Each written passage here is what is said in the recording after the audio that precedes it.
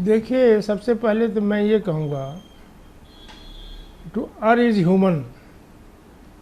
और गलती चाहे किसी से भी हो सकती है, चाहे वो जिला कचहरी के जज हो, हाई कोर्ट का जज हो, सुप्रीम कोर्ट का जज हो, तो कोई एक्सेप्शन नहीं है। जजेज are no exception to this principle to err is human. दूसरी बात ये कहूँगा कि सुप्रीम कोर्ट को हाई कोर्ट जज के ऊपर पावर ऑफ सुपरिंटेंडेंस नहीं है। जैसे हाई कोर्ट जो है सबऑर्डिनेट डिस्ट्रिक्ट जो कोर्ट के पास, उनको पावर ऑफ सुपरिंटेंडेंस है, उनका करेक्टर रोल में एंट्री कर सकते हैं, उनको कुछ भी कर सकते हैं, प्रमोशन रोक सकते हैं, लेकिन ऐसा पावर सुप्रीम कोर्ट को नहीं है। अगर हाई कोर्ट ने कोई गलती की है, उनका फैसला कोई गलत है, सुप्रीम कोर्ट उसको जुडिशल साइड से सेटिसाइड कर सकती है।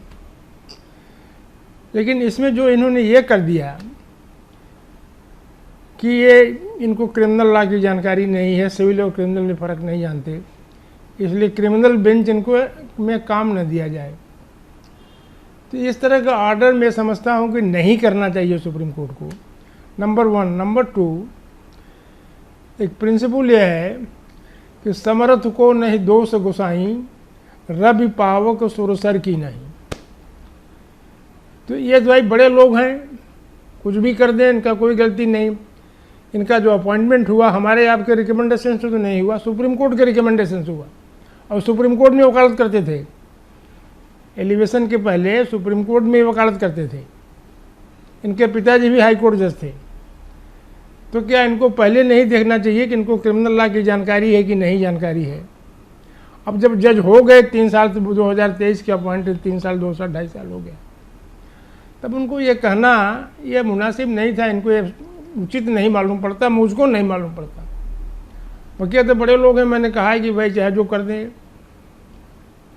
तो ये बात है, मैं इसके बारे में इतने, हालांकि मेरी व्यक्तिगत राय है कि इस तरह का डायरेक्शन सुप्रीम कोर्ट को देने का पावर नहीं है। ऑल दैट की judgement is incorrect, legally not sustainable, इसको हम सेट असाइड कर देते हैं। ये this was sufficient. Further observation कि इनको कोई जानकारी नहीं है, इनको क्रिमिनल वर्क न दिया जाए, भविष्य में न दिया जाए, इट्स वेरी, मतलब कि बहुत ही खराब ऑर्डर है।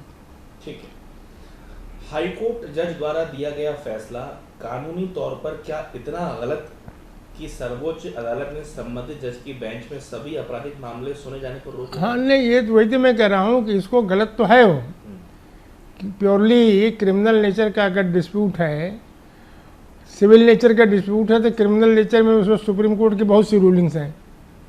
तो this principle itself was sufficient to set aside the order of the high court.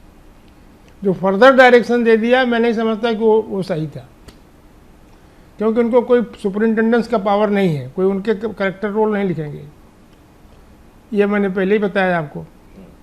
तो ये दूसरी बात है कि भाई समर्थवान है, कुछ भी कर सकते हैं, हम तो उसी कोर्ट में वकालत करते हैं, उनके सामने भी अपियर करना पड़ेगा हमें, लेकिन जो सही बात है वो हमें सही लग रही है, वो कर रहे हैं।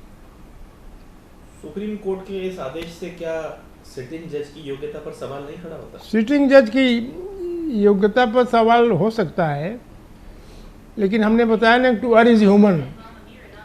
बड़े बड़े लोग भी गलतियां करते हैं, सुप्रीम कोर्ट से जज से भी गलती होती है, हाई कोर्ट के जज से भी गलती हो सकती है, लेकिन ऐसी कोई गलती नहीं थी कि उनको इस तरह का स्ट्रक्चर पास करके उनकी पूरी जो है रेपुटेशन ध्वस्त कर देना, ये गलत है। हाई कोर्ट के सिटिंग जज के पास सुप्रीम कोर्ट के इस फैसले को चुनौती देने के क्या विकल्प है? विकल्प हाई कोर्ट को उनको अपना है, कर सकते हैं वो, अगर चाहें तो बता सकते हैं कि साहब इस परिस्थिति में हमने किया, वो पूरी बात तो काउंटर जॉन्डर भी नहीं मांगा गया इसमें। एडमिशन स्टेज पर भी order set aside, what are the और सर्कमस्टेंसेस क्या है, अभी पूरी जानकारी तो हमें नहीं है।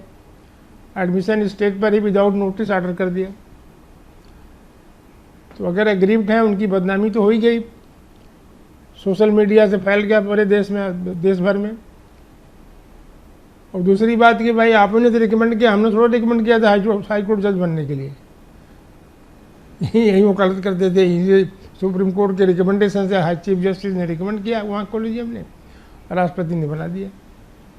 तो ये सब चीज़ देखना चाहिए, तो पहले इनको क्यों नहीं देखा? और कोई कानूनी विकल्प आपकी नज़र में? नहीं, और कोई कानूनी विकल्प नहीं है। उसका सवाई दरखास्त दे सकते हैं कि साहब इसको ऑब्जर्वेशन, इस तरह के ऑब्जर्वेशन करने की आवश्यकता नहीं था, हमारे ऑर्डर को सेटिसाइड कर दिया जाए। कर ही दिया, उसको कोई मतलब नहीं था। और ये affects my reputation, goodwill. Right to reputation is a fundamental right to life. Article 21 में इम्प्लिसिट है, हमारी रेपुटेशन पर कोई डैमेज नहीं कर सकता ये।